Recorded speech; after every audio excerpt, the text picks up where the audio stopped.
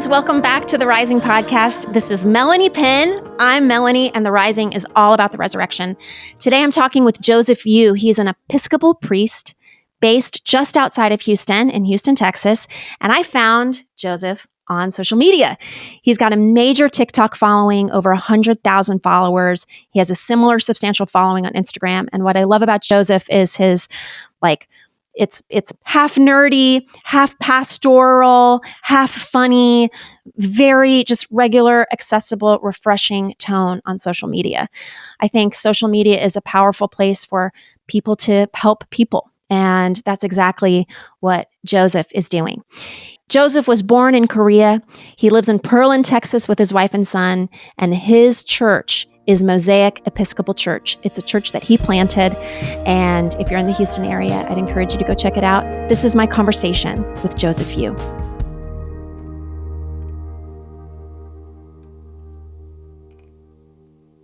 Joseph, please tell people who you are, where you're working, your mission in life, no pressure. I am an Episcopalian priest here in Houston, a suburb of Houston, Texas. And I actually was born, raised, baptized, and ordained in the Methodist Church. But I left the Methodist Church in 2019 for various reasons. And the Episcopal Church offered me a job to plant this church called Mosaic Episcopal Church here in the city that we lived in.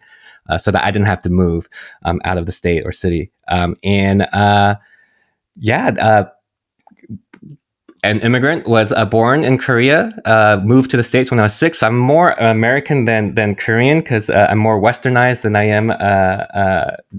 am Korean. And one of the themes in my entire life is that I've always occupied this in-between space. Like I wasn't American enough and I wasn't Korean enough. And in my professional life, I'm not conservative enough and I'm not progressive enough and all this stuff. And when I was my adolescence, teenage years and early 20s, it really bothered me. But, I'm now talking about social media stuff. I'm also 44, which is why I don't really care how much I don't feel good as a 44-year-old person being really invested in my view counts and my following counts or whatever. So, that's why I say it's just for fun. I'm just having a lot of time, just having a blast. I grew up Episcopalian, so I have deep love for the Episcopal Church. I grew up at the Falls Church in Falls Church, Virginia. I don't know if you know that church anymore. Yeah, I went to a seminary in D.C. in Wesley Seminary, which shares a campus with American University. Yes. Okay. We probably could play the name game. I also led worship for many years at St. George's Episcopal in New York. I don't know if you know that church at all. But anyway, deep love for the Episcopal Church. And I'm now in a Presbyterian church that uses the Book of Common Prayer and uses a liturgy. So it's fancy. Nice. A bit like home. I've written a bunch of songs about the resurrection. I'm in the process of putting them out. And I just got so fascinated by the whole topic of the resurrection. And I have been observing all this fracturing in the church and even with my friends. And sometimes I just want to sit back and be like, but wait, do we all agree on this part of it? Because if we agree on this part of it, that's pretty huge uniting belief system, I've been fascinated with Judas this past Holy Week. Just right before Holy Week, I was diagnosed with moderate depression, and I was like, oh, this is fun. And for whatever reason, in the whole couple of weeks when I'm trying to figure out what's going on in my head and everything about 2025 makes sense, I was really drawn to Judas's story and Judas as a person.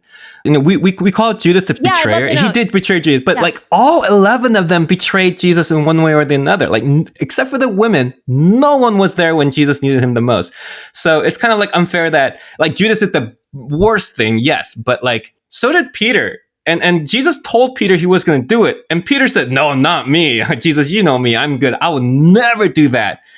So every single one of those men that followed Jesus turned their backs on him when he needed them the most.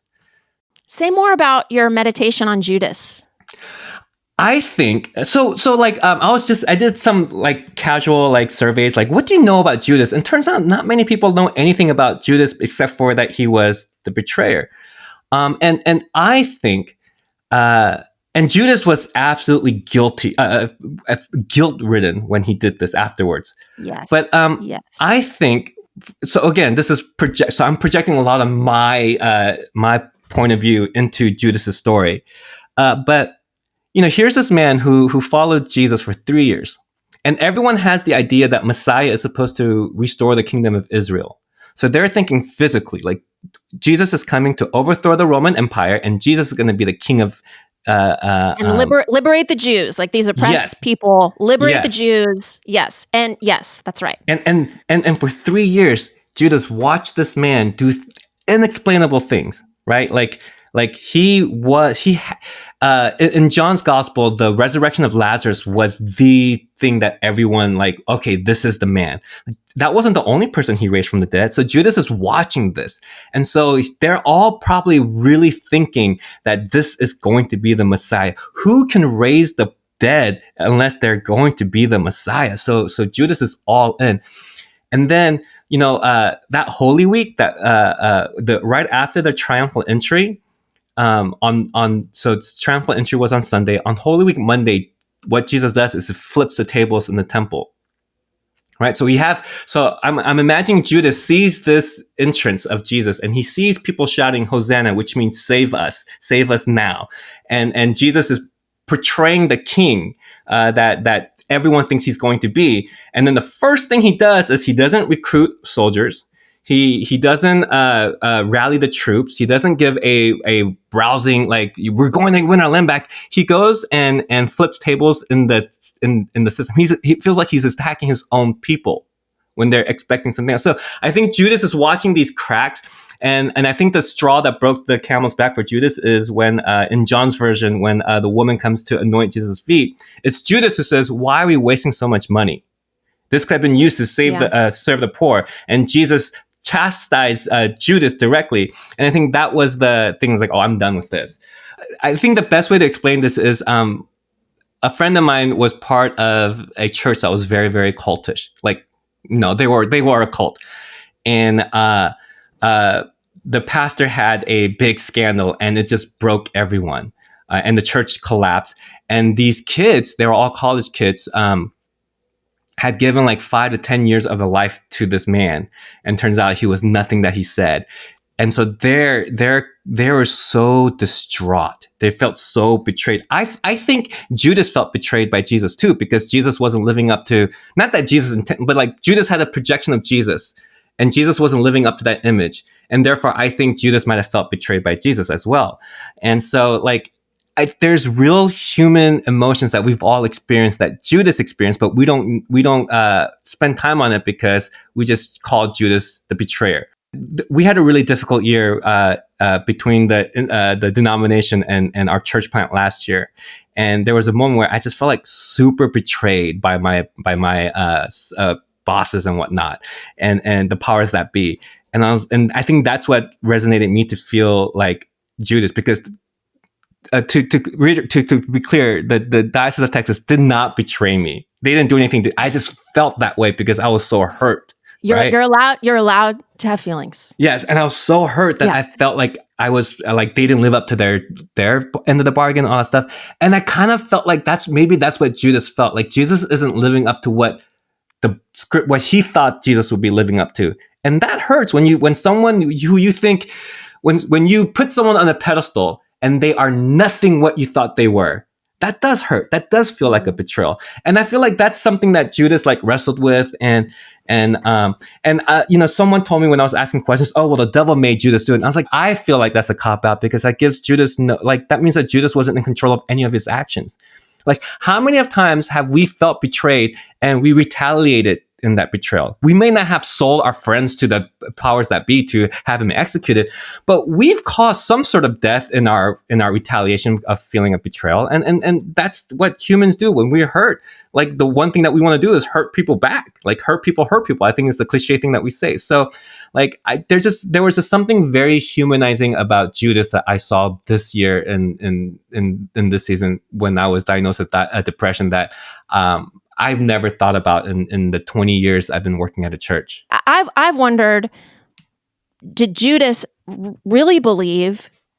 Was he kind of focused on okay, we got to support this ministry. I'm gonna I'm going to pull a fast one, right? Like, I'm going to deliver Jesus to the Roman guards. I'm going to get 30 pieces of silver, but I know Jesus. Nothing's going to go down. Like, Jesus actually is so powerful. I believe in him so much. Like, this is a win for everybody. Like, Jesus is going to evade the authorities. We're going to get some money. This ministry is going to continue. And like, Judas kind of starts like strategizing, like very entrepreneurial, actually. If Judas had waited to the third day, like, could he have been reinstated? I mean, Jesus reinstates Peter. Jesus confronts, like, could there have been an opportunity if Judas had just held on through that Holy 100%. Saturday experience? Yes. Like, what would that meeting have been like? And I know, right? Like, I just know Jesus would have reinstated Judas the way he reinstated Peter and the rest of his followers. 100%. I love that the resurrected Christ, we see the resurrected Christ in the Gospels, and he just keeps asking people questions. It's like, Mary, like, why are you weeping? Then it's like on the road to Emmaus, he's like, what's going on, guys? And then it's like, Peter, do you love me? He's just defeated sin and death, and he just keeps asking human beings questions. It's like so beautiful. Yeah, and that's another thing that we've lost as a church, because questions can be dangerous, right? And I was told in seminary that, especially during Jesus's time, that the rabbis would understand how much their disciples knew about a subject, not by the answers that they gave, but by the questions that they asked. Wow. Yeah, so it's like the Socratic method, right? Yeah, so a lot of like the rabbi and discipleship conversation is the disciple will ask a question and the rabbi would ask another question. And you see Jesus doing this, right? Someone asks Jesus, what is the great commandment? And Jesus says, what do you say is the greatest commandment? Wow. And there's that little back and forth. And somewhere along the way, and I think this is reflective of our education system too, because our education system is all about getting answers, right? Like, we have standardized tests about what answers you can give.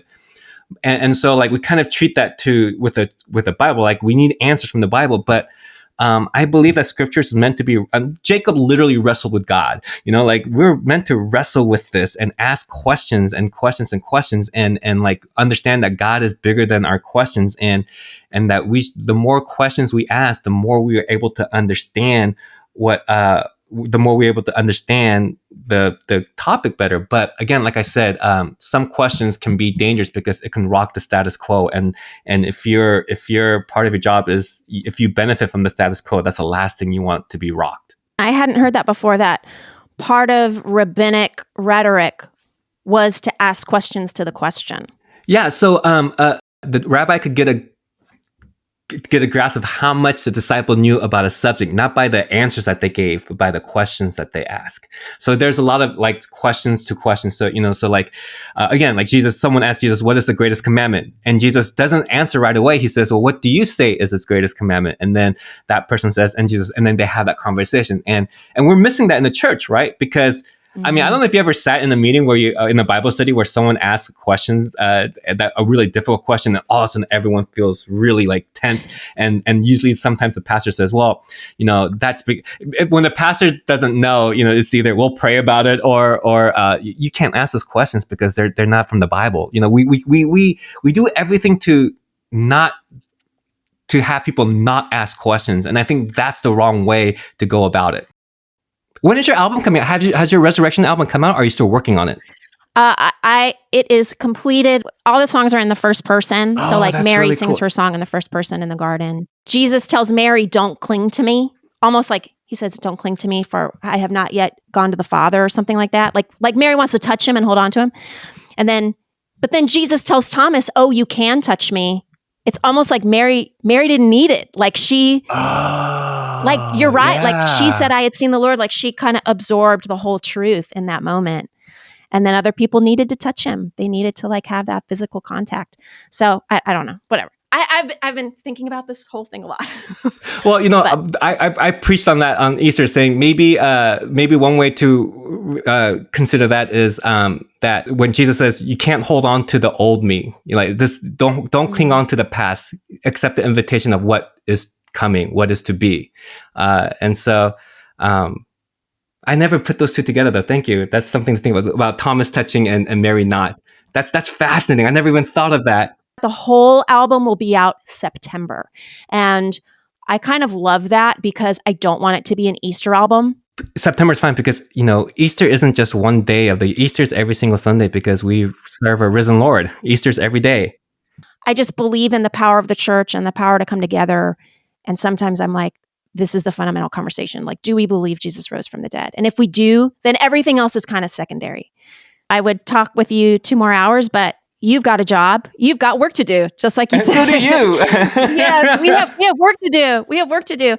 Thank you so much for being a part of this. And thank you so much. Please be in touch. Thank you.